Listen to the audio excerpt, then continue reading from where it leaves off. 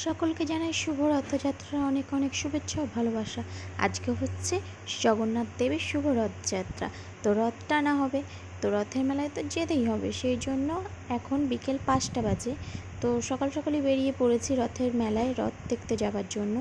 কেননা আকাশ মেঘলা, যখন তখন বৃষ্টি পড়তে পারে, আর ছোটো ছোটো বাচ্চাদের নিয়ে যাব, তাই সকাল সকালই বেরিয়ে পড়েছি।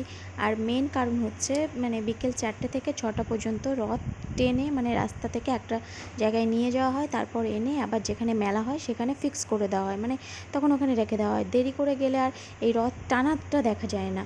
তো আমরা যখন গেছিলাম তখন রথ রাস্তা দিয়ে ট্রেনে নিয়ে যাচ্ছিলো।